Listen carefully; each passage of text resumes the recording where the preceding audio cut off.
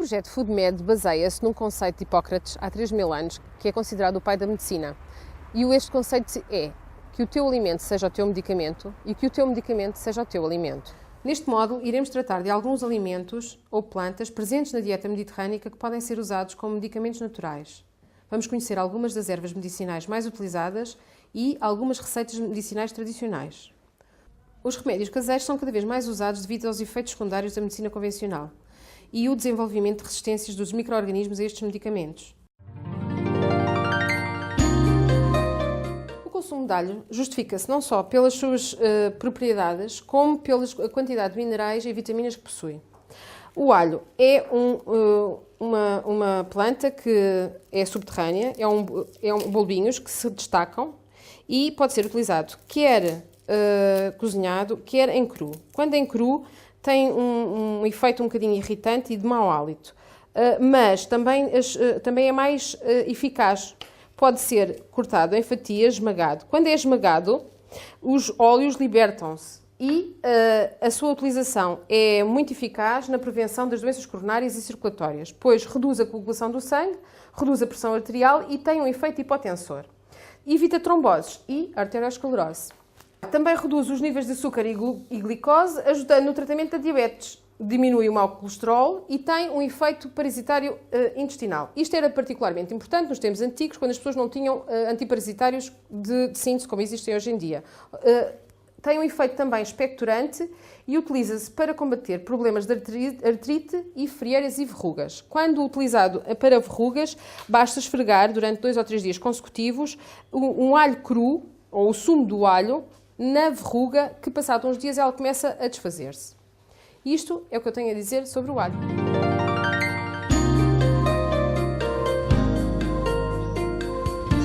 O azeite é um produto amplamente utilizado, especialmente na bacia do Mediterrâneo. Desde há milhares de anos que o azeite se faz presente na alimentação humana. O azeite é extraído das azeitonas, cultivadas principalmente na região do Mediterrâneo, desde há milhares de anos. E é também desde a antiguidade que são reconhecidas as propriedades medicinais deste óleo. Estes benefícios acontecem pela sua riqueza em gorduras monoinsaturadas. O azeite possui diversas propriedades medicinais, derivadas da sua composição, pois possui vitaminas A, D, K e E, além de substâncias antioxidantes que retardam o envelhecimento das células.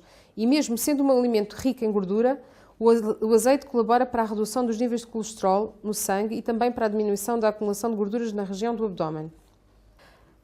A ingestão de azeite é altamente recomendada por médicos e nutricionistas, recomendando-se o consumo de 2 colheres de sopa de azeite diárias. O azeite não pode ser submetido a altas temperaturas, pois com o aquecimento perde as suas principais propriedades.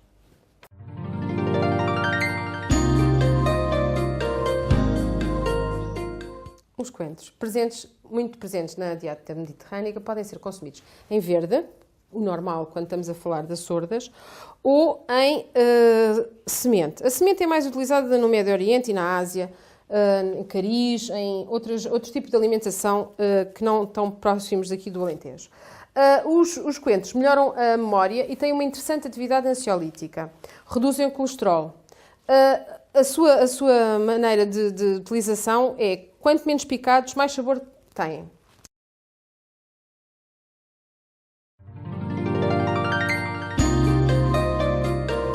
Nas folhas de hortelã estão presentes vitaminas A, C e todo o complexo B, assim como minerais, cálcio, fósforo, ferro e potássio, o que é extraordinariamente importante como um aporte vitamínico nos tempos em que não havia os complexos de síntese que existem hoje em dia. Presente em muitos chás aqui da zona do Alentejo, tem propriedades interessantes, sendo que previne o congestionamento do sangue no cérebro e inibe o crescimento de muitos micro-organismos. Organismos que antigamente não eram combatidos por muitas coisas, por exemplo, a Candida albicans, que é particularmente importante para o trato ginecológico das senhoras, é utilizada como analgésico do uso tópico, pois possui propriedades anti-inflamatórias e calmantes. Esmagadas, estas folhas aplicadas em cataplasma são bastante eficazes e é um excelente calmante. O chá de hortelã feito com as folhas é um conhecido diurético, digestivo e vermífugo, ajudando a aliviar o estômago e a normalizar a atividade gastrointestinal.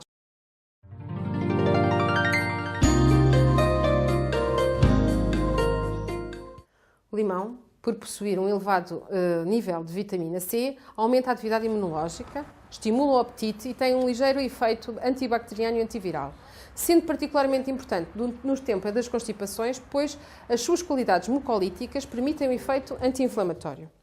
Eu vou abrir este limão para vocês verem.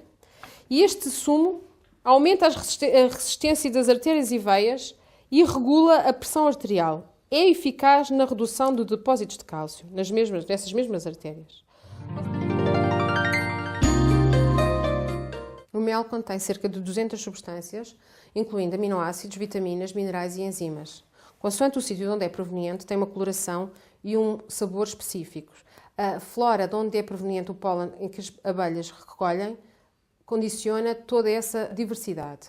Possui atividade bactericida contra muitos micro-organismos e tem um efeito anti-inflamatório e protetor nas infecções gastrointestinais provocadas por bactérias e rotavírus. A salsa, outra importante planta aqui do Alentejo, muito utilizada também em açordas e outro tipo de pratos. A salsa é sobretudo importante nas infecções do aparelho urinário, pois previne o aparecimento de cálculos e tem uma ação diurética. É também rica na vitamina A, B1, B2, I, D e C. Em cataplasmas, aliviador de entorses, e 15 gramas por dia desta planta ajudam a assegurar as necessidades de vitaminas importantes. Em doses elevadas pode ser um bocadinho tóxica. Quanto mais se picar a salsa, mais o seu aroma é libertado. E quando se utiliza, normalmente pica-se muito fino para ter um aspecto e um aroma pungente.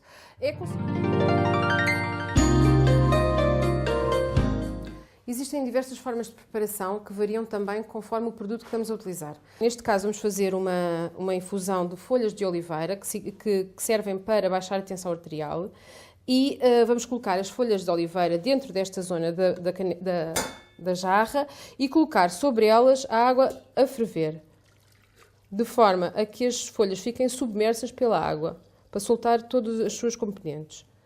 E agora vamos tapar e durante 5 minutos, não é preciso mais do que isso. Alguns materiais que são mais secos, mais duros, precisam até 15 minutos, mas neste caso os 5 minutos bastam, porque eu não utilizei também os caules. E no fim destes 5 minutos está pronto para beber, podem adoçar com mel e é basicamente isto, uma infusão de folha de oliveira. Uma outra maneira de preparar um material vegetal que eu gostava muito quando era pequena, é o xarope de cenoura. Há quem faça uma variante de xarope de cenoura com cebola e há outra variação que é o xarope de cenoura com gengibre, que é aquilo que eu vou fazer. Tenho aqui o gengibre. Isto serve para quando estamos com estados de gripais ou constipados. Normalmente as crianças, especialmente as crianças, desenvolvem muita tosse e este xarope, dado 2 ou 3 colheres por dia, costuma resolver essa situação. Ora, o que é que nós vamos fazer? Para remover a casca do gengibre, o melhor é utilizar uma colher pequena e raspar de forma a que a pele saia facilmente. É muito mais fácil do que utilizar uma faca e perde-se muito menos material. Descasca-se a cenoura toda, de forma a que a cenoura fique pelada. Antigamente costumava-se fazer rodelas e até é mais estético, mais bonito. Mas este é mais eficaz. E a seguir coloco uma camada de açúcar amarelo, generosamente, porque é este açúcar amarelo que vai fazer com que as células da própria cenoura rebentem e libertem o seu líquido. Calhar o mel em cima para depois passar através das camadas diferentes de cenoura.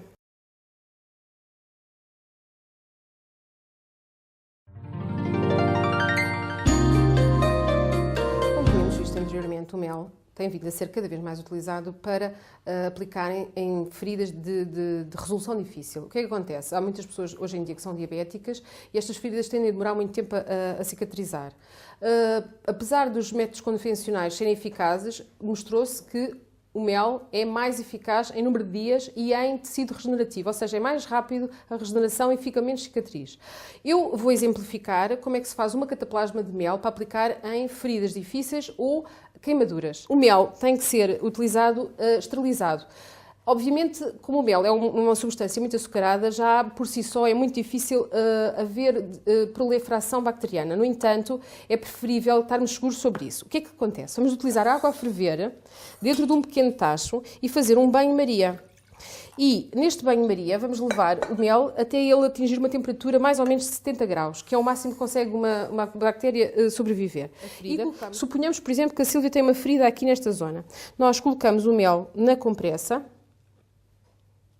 generosamente, não é? Ele está esterilizado, a compressa está esterilizada. E colocamos a compressa sobre a ferida dela. E em seguida, para promover o contacto do mel com a superfície a cicatrizar, vamos colocar uma ligadura, um lenço ou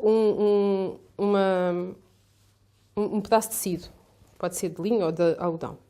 E, neste caso, pronto, ela daqui a 2 dias voltaria a tirar esta compressa e substituir por uma outra. O que acontece?